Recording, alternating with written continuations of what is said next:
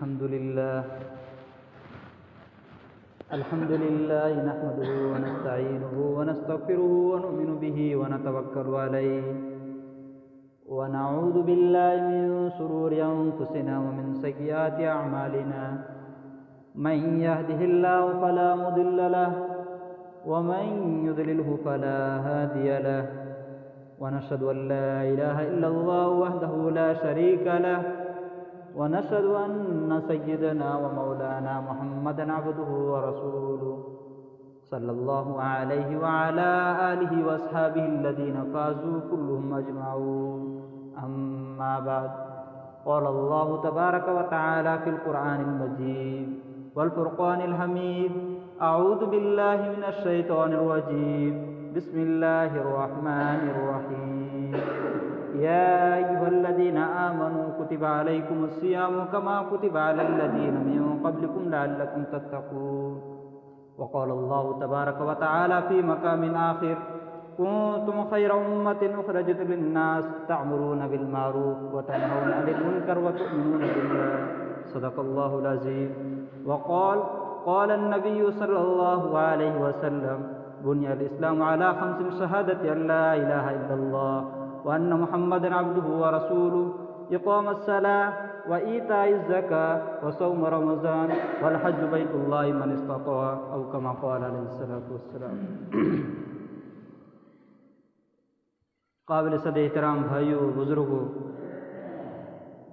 اللہ رب العزت کا بہت بڑا احسان، اس کا فضل اور اس کا کرم ہے کہ اس رب ذوالجلال نے ہمیں ایک بہت بڑی نعمت اور بہت بڑی دولت سے نوازا.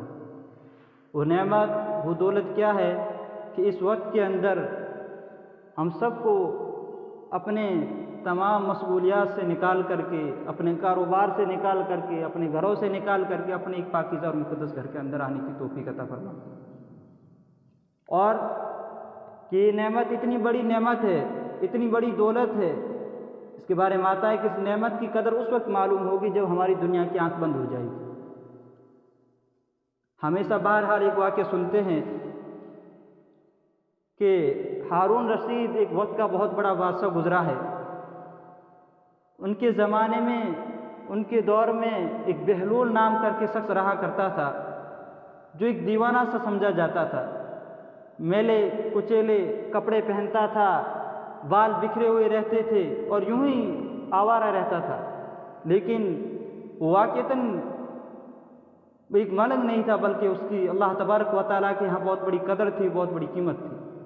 ایک مرتبہ بادشاہ ہارون رشید اپنی اہلیہ زبیدہ خاتون کے ساتھ ٹہلنے کے لیے ایک دریا کے نہر نکلے، ایک کنارے پر نکلے، اور نکل کر کے کیا دیکھتے کہ بہلول وہاں پر بیٹھا ہے اور مٹی کے گھر بنا رہے ہیں. پہلے زمانے کے اندر اپن بھی یہاں دیکھتے تھے کہ جب بچے بارش ہوتی تھی تو مٹی کے گھر بناتے تھے، ریت کے گھر بناتے تھے. لیکن جو دور بدلتا جا رہا ہے، وقت بھی بدلتا جا رہا ہے. آج کہ وہ گھر والے وہ زمانے نکل گئے تو دیکھا کہ بہلول وہ گھر بنا رہا ہے. بادشاہ پاس میں اور پوچھا کہ بہلول کیا کر رہے ہو؟ کہ محل بنا رہا ہوں، گھر بنا رہا ہوں. کہ کیا کرو گے؟ کہ بیچوں گا. کہ قیمت کیا ہے؟ کہ 1 درہم. اس زمانے کے حساب سے پتہ ہے کہ 1 درہم. تو بادشاہ نے دیکھا کہ ایک ایسا ملنگ ہے بیٹھ رہا اپنے کھیل کے اندر مشغول ہے، چلو چھوڑ دو. پیچھے سے زبیدہ آئی، ان کی خاتون، اور پوچھا کہ بادشاہ کیا کر رہے ہو؟ تو کہا کہ محل بنا رہا ہوں. کہ بیچو گے؟ کہ ہاں. کہ کتنی قیمت ہے؟ 1 درہم. ساتھ میں جو اس کا خادم تھا، اس کا نوکر تھا، اس سے بولا کہ اس کو 1 روپیہ دے دو اور 1 محل لے لو. بادشاہ گھر گیا اور رات کے اندر خواب دیکھا کہ میں جنت کے اندر ٹہل رہا ہوں، جنت کے اندر گھوم رہا ہوں. گھومتے گھومتے ایک باغ کے اندر آئے جس کے اوپر لکھا ہوا تو زبیدہ، بیت الزبیدہ نے زبیدہ کا باغ، زبیدہ کا گھر. تو اندر جانے کی کوشش کی تو باہر سے جو چوکیدار سیکورٹی گارڈ جو باہر کھڑا تھا، اس نے کہا کہ اس گھر کے اندر وہی داخل ہوگا جس کا نام لکھا ہوا. اتنے میں آنکھ کھل گئی تو بڑا حیران ہوا، پریشان ہوا. آخرکار ڈھونڈتے ڈھونڈتے دوبارہ اس بہلول کے پاس پہنچا تو بہلول اپنی جگہ پر تھا، وہی کام کر رہا تھا جو اس وقت کر رہا تھا. تو کہا کہ بہلول کیا کر رہے ہو؟ کہا کہ محل بنا رہا ہوں. کہ بیچو گے؟ کہ ہاں. تو بولا قیمت؟ کہ پوری دنیا کی حکومت اور 1 محل. تو کہا کہ بادشاہ بہلول کل تو 1 درہم کے بدلے 1 محل دے رہا تھا اور آج پوری دنیا پوری حکومت مانگ رہا. کہ کل جو معاملہ تھا وہ بن دیکھے تھا اور آج تو وہ معاملہ آنکھوں سے دیکھ کر کے آیا۔ تو میرے بھائی عزیزو، یہ جو نعمتیں مل رہی ابھی ہمیں اس کی قدر نہیں ہے، لیکن جب دنیا کی آنکھ بند ہو جائے گی، قبر کے اندر چلے جائیں گے، پھر لاکھ پچھتائیں گے، لاکھ روئیں گے، تو وہ ہمارا رویا کام نہیں آئے گا۔ آج کہ دنیا کے اندر بڑی بڑی نعمتیں ملتی ہے، یہ دین کی جو مجلسیں ہوتی ہے، اللہ کے رحمت کے معصوم اور بے گناہ فرشتے انہیں اپنے پیروں سے ڈھانپ لیتے ہیں۔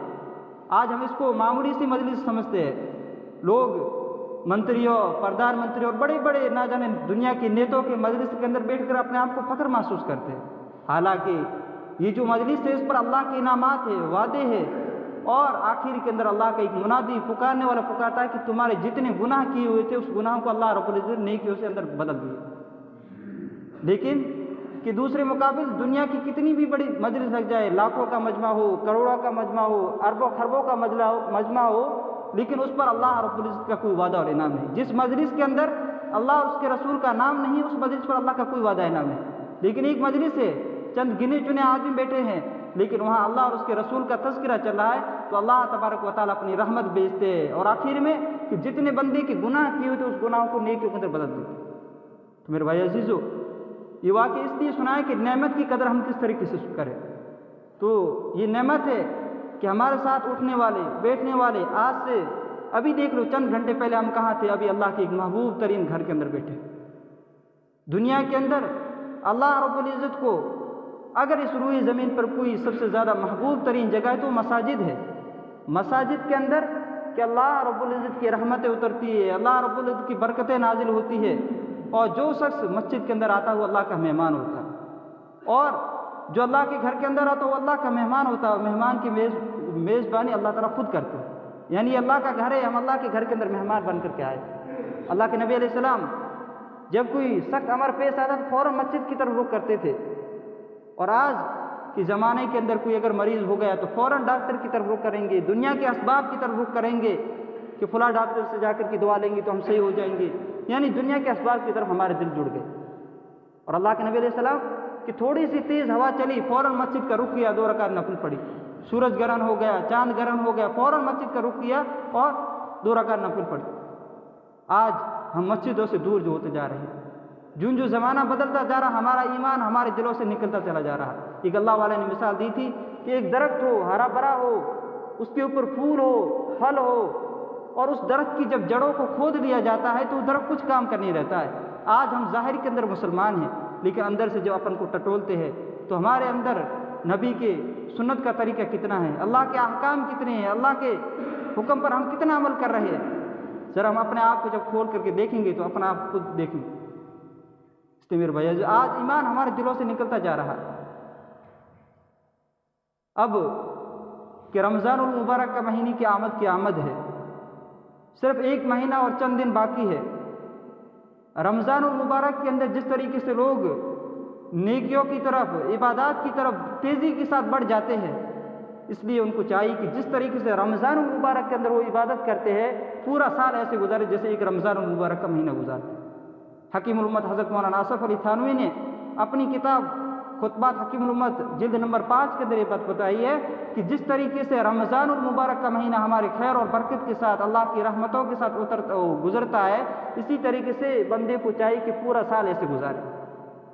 رمضان المبارک کے اندر آدمی جب روزے سے ہوتا ہے تو زبان کے گناہوں سے بچنے کی حفاظت کرنے کی کوشش کرتا ہے، ہاتھ کے گناہ سے، پیر کے گناہ سے، آنکھ سے، یعنی اعضائے جسم سے جو گناہ ہوتے ہیں اس سے بچنے کی کوشش کرتا ہے۔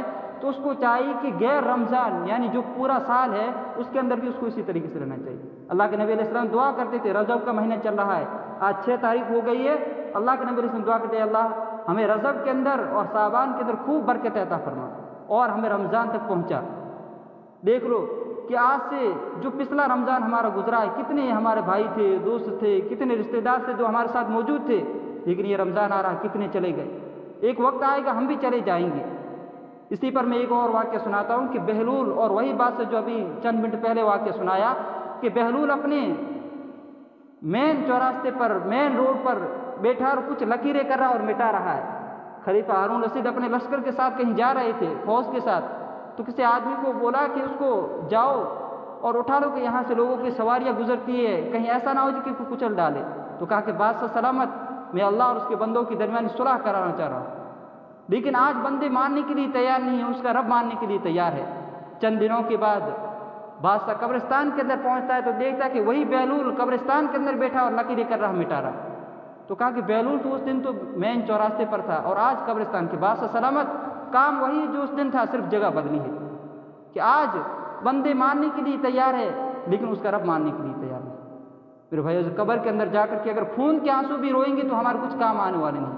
آج کہا جاتا ہے کہ پوری زندگی کے گناہ کو دھلنے کے لیے صرف ایک آنسو کا قطرہ، وہ بھی آنکھ سے باہر نہ نکلے بلکہ آنکھ کے اندر ہی رہے، اللہ رب العزت پچھلے سارے گناہ معاف کر دے۔ ایک کپڑے کو دھلنے کے لیے آدھی بالٹی پانی چاہیے، لیکن گناہ زندگی بھر کے دھلنے کے لیے ایک آنسو کا قطرہ چاہیے، لیکن ہمیں توفیق بھی نہیں ہوتی۔ جس خدا نے حضرت موسیٰ علیہ السلام کو سمندر کے اندر راستہ دیا، یونس علیہ السلام کو مچھلی پیٹ کے اندر پال کر کے دکھایا، اسماعیل علیہ السلام کو چھری سے نجات دلائی اور ابراہیم علیہ السلام کو آگ سے نجات دلائی، کیا وہ خدا آج بدل گیا؟ اللہ رب العزت وہی ہے لیکن بدلے ہم خود ہیں۔ آج لوگ کہتے ہیں کہ حکومتیں بدل گئی، حکومتیں غیروں کے ہاتھ کے اندر آ گئی، یہ خود ہم نے اپنے ہاتھوں سے کیا۔ جب ہمارے اعمال بگڑے تو حکومت خود بخود بگڑ گئی، بدل گئی۔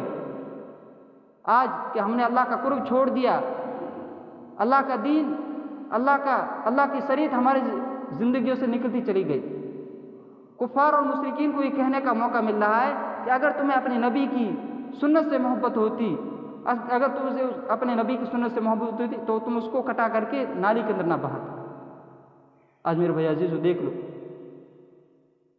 ایمان والی کی تو یہ پہچان ہونی چاہیے کہ ایمان والے کو دیکھ کر کے غیر کفار مشرکین بھی اس سے ایمان قبول کر دیں۔ آج ہم اپنے ایمان کا جائزہ لیں کہ ہمارا ایمان کہاں تک ہے۔ مؤذن حی علی الصلاۃ اور حی علی الفلاح کی آوازوں کو بلند کر رہا ہے لیکن ہم اس آواز کو نظر انداز کر دیتے ہیں۔ جب قیامت کا دن ہوگا، میدان محشر ہوگا، ترازو قائم ہوں گے، اعمال نامے تولے جائیں گے اور اس پر سب سے پہلا جو حساب ہوگا نماز کے بارے میں ہوگا۔ ایمان کی بات کہ اگر دوسری چیز کوئی ہے تو وہ نماز ہے، اگر وہ صحیح نکل آئی تو باقی اعمال بھی صحیح نکل آئیں گے، اور اگر وہ خراب نکل آئے گی تو باقی اعمال بھی خراب نکل آئیں گے۔ حضرت عثمان غنی رضی اللہ تعالیٰ کے بارے میں احادیث کے اندر لکھا ہے کہ جب قبرستان پر جاتے تو اتنے روتے کہ داڑھی مبارک پوری تر ہو جاتی تھی۔ کسی نے پوچھا، اے عثمان، جب آپ حضور کی مجلس کے اندر ہوتے ہیں، آپ کے سامنے جنت اور جہنم کے تذکرے ہوتے تو آپ اتنے نہیں روتے جتنے کہ قبر کو دیکھ کر کے رو رہے ہو، کہ قبر انسان کی آخرت کی منزلوں میں سے سب سے پہلی منزل ہے۔ اگر انسان اس منزل سے پار ہو گئے تو باقی کی ساری منزلیں اس کے لیے آسان ہے، اور اگر اسی کے اندر پھنس گئے تو باقی ساری منزلیں مشکل۔ آج بتاؤ ہماری کتنی نمازیں چھوٹ گئی، بس دنیا کا معمولی سا معاملہ بنا اور اپنی نماز کو چھوڑ دیا۔ اکابرین کے بارے میں، علماء کے بارے میں لکھا ہے کہ اپنی نماز کو اتنی مضبوطی کے ساتھ پکڑتے کہ ہر کام کو آگے پیچھے، دنیا کے ہم کام اپنا کام سمجھ لیا۔ ایک دن آئے گا لوگ کفن دفن دہلا کر کے اپنے گھر سے نکال دیں گے، وہ گھر جس کے اندر ہم ٹھاٹھے کے ساتھ رہتے تھے، وہ گھر جس کو ہم نے بڑے کافی پیسے لگا کر کے بنایا، جس کے اندر اے سی لگائی، کولر لگایا، پلنگ لگایا، نرم نرم گدے لگائے، اس گدوں سے بھی نکال دیں گے، اس گھروں سے بھی نکال دیں گے۔ اور لوگ کہ جب جنازہ یعنی موت ہو جائے گی تو اس کو گھر کے اندر رکھنا بھی پسند نہیں کرے گا، لوگوں کو ڈر لگنے لگے گا، اور لوگ غسل دلائیں گے اور کہ ناک کے اندر روئی ٹھوس دی جائے گی۔ پھر اس وقت ہماری کیا کیفیت ہوگی؟ لوگ اٹھا کر کے قبر کے اندر رکھ دیں گے، مٹی اوپر ڈال دیں گے، منہا خلقناکم وفیہا نعیدکم ومنہا نخرجکم تارۃ اخری، پڑھ لیں گے۔ ان اللہ رب العزت قرآن کے اندر فرما رہے کہ ہم نے اسی مٹی سے تم کو بنایا، اسی مٹی کے اندر دوبارہ داخل کریں گے، اور کل قیامت کے دن ہوگا جب اسی مٹی سے تمہیں نکالیں گے۔ خود حضور ارشاد فرما رہے میدان محشر جب لگے گا تو لوگ اپنے سروں سے مٹی کو جھاڑتے ہوئے نکل کر کے آئیں گے۔ پھر بھائی عزیز، وہ دن آنے والا ہے، ایک مینار سے ہماری بھی آواز نکل جائے گی کہ آج فلاں کا انتقال ہو گیا، فلاں کی جنازہ نماز وہاں ہوگی اور اتنی بجے ہوگی۔ لوگ کندھوں پر سوار کر کے ہمیں بھی مٹی کے اندر ملا دیں گے، لیکن ہم نے آج کتنے مردوں کو دفن کیا ہے؟ کچھ ہمیں اس سے سبق سیکھنا چاہیے۔ یہ زندگی کہ ایک پانی کی بلبلی کی مثال کی طرح ہے، کب وہ بلبلہ پھوٹے اور زندگی ختم ہو جائے۔ ہوا میں رکھے ہوئے چراغ کی مثال ہے، کب وہ بجھ جائے اور زندگی ختم ہو جائے۔ کہ موت کا علم صرف اور صرف اللہ رب العزت کے پاس میں ہے، کب آئے گی اللہ رب العزت خوب جانتا ہے۔ اس لیے میرے بھائی عزیزو، آج ہوشیار ہونے کی ضرورت ہے۔ عقل مند آدمی اس سے کہا جاتا ہے جو اپنی موت سے پہلے موت کی تیاری کر لے. آج ہم عقل مند آدمی اس کو سمجھتے ہیں, بڑا آدمی اس کو سمجھتے ہیں جس کے پاس عہدہ ہے, مال ہے, ڈگری ہے, دولت ہے. لیکن میرے بھائی عزیزو, عقل مند آدمی وہ ہے جس کی زندگی کے اندر ایمان ہے, اللہ کے احکام ہے, نبی کا طریقہ ہے. اگرچہ وہ اس دنیا کے اندر رہنے کی ایک جھونپڑی کے اندر بھی کیوں نہ رہتا ہو, لیکن وہ آدمی کامیاب ہے. اگر زندگی کے اندر اللہ کا حکم ہے, نبی کا طریقہ ہے, ایک جھونپڑی کے اندر رہ رہا ہے, ایک روٹی پر بسے رہا ہے, لیکن وہ کامیاب ہے. اور ایک آدمی ہے بڑی بڑی بنگلیوں کے اندر, کوٹھیوں کے اندر رہ رہا ہے, بڑی سواری کے گاڑیوں کے اندر گھوم رہا ہے, لیکن نبی کا طریقہ نہیں, زندگی کے اندر اللہ کا احکام نہیں, تو وہ اس ساری چیزوں کے ہوتے ہوئے بھی ناکام. میرے بھائی عزیزو, سنبھلنے کا وقت ہے. موت کب آ جائے کسی کو پتہ نہیں. عقل مند آدمی ہو جس موت کا آنے سے پہلے دل تیار کر دے. اسی پر ایک اور واقعہ کہ جو بادشاہ تھے خلیفہ ہارون رشید, وہ بہلول ہمیشہ بادشاہ کے دربار میں جایا کرتا تھا. تو بادشاہ نے ایک مرتبہ اس کو ایک چھڑی دی, ایک سونے کا ہار دیا اور کہا کہ دنیا کے اندر تجھے جو سب سے زیادہ بے وقوف انسان ملے اس کے گلے کے اندر یہ ہاتھ پہنا دے. وہ تو بڑا عقل مند تھا, اس نے اس ہار کو اپنے پاس سنبھال کر رکھ دیا. ایک عرصہ گزرا, ایک زمانہ گزرا کہ وہ بادشاہ بیمار ہو گیا, موت کا وقت قریب آ گیا. بہلول کو پتہ چلا بادشاہ کا وقت آخری ہے اور اب اس دنیا سے رخصت ہونے والا ہے. وہ ہار لے کر کے دربار میں آیا, بادشاہ کو پوچھا کہ کیسے خیریت سے, کہ ہاں خیریت سے. کہ بادشاہ آپ ایسے سفر کے لیے جا رہے ہیں, دنیا کے اندر جب آپ سفر کرتے تھے تو آپ کے آگے بھی فوج ہوتی تھی, پیچھے بھی فوج ہوتی تھی, اور بڑا استقبال ہوتا تھا, زوردار استقبال ہوتا تھا, اور آپ کو عہدے اور ڈگری پر بٹھاتے تھے. لیکن آپ ایک ایسے سفر پر جا رہے ہو, نہ تمہارے رشتہ دار ساتھ ہوگی, نہ تمہارے اولاد ساتھ ہوگی, نہ تمہاری بیوی ساتھ ہوگی, کوئی بھی ساتھ نہیں ہوگا. تم نے اس سفر کے لیے کیا تیاری کی؟ تو بادشاہ کی زبان رک گئی اور کہا کہ اس کے لیے میں نے کچھ نہیں. بہلول نے ہار نکالا, اس کے گلے کے اندر ڈالے کہ میرے دنیا کے اندر تجھ سے زیادہ بیوقوف انسان کسی کو نہیں دیکھا. آج میرے بھائی زندگی کا کیا حال ہے. اسی کے لیے یہ اجتماع, یہ جوڑ اسی کے لیے کیے جاتے ہیں تاکہ انسان ہمیشہ اپنے ایمان کے بارے میں فکر کرتے رہے. آدمی سمجھ لیتا کہ میں 5 وقت کی نماز پڑھ لی بس میرے لیے یہ کافی نہیں. حالانکہ حدیث کے اندر آیا کہ جب آدمی کو ایک ہاتھ کے اندر کانٹا چبھتا ہے تو پورے بدن کے اندر حرکت ہوتی ہے. تو آدمی کی, مومن کی مثال تو یہ ہے کہ جب خود نماز پڑھ رہا ہو, دوسرے تمام ایمان والوں کے بارے میں فکر رکھے کہ میرے کتنے ایسے بھائی ہیں جنہوں نے نماز تک نہیں پڑھی, مسجد کی حاضری تک نہیں دی, وہ قبر کے اندر جا کر کیا ہمارے اس کے بارے میں پکڑ نہیں ہوگی؟ اس لیے میرے بھائی عزیزو, آپ سب کو معلوم ہے کہ اپنا اجتماع قریب ہے, اب چند ایام باقی ہے, اور اس اجتماع کے لیے لوگ تیاری کرنے والے کر رہے ہیں. اگر ہم بھی لگیں گے تو اللہ نہ جانے کس سے کس وقت کیا کام دے. اللہ تعالیٰ قرآن کے اندر فرمایا, سورہ جمعہ کی آیت ہے کہ ذالک فضل اللہ یؤتیہ من یشاء واللہ ذو الفضل العظیم. اللہ جس وقت وہ چاہے کسی کو کہاں سے پہنچا دے, کسی کو کب گرا دے. Thanks for watching. Don't forget to like, comment, share and subscribe to Al Wahid channel.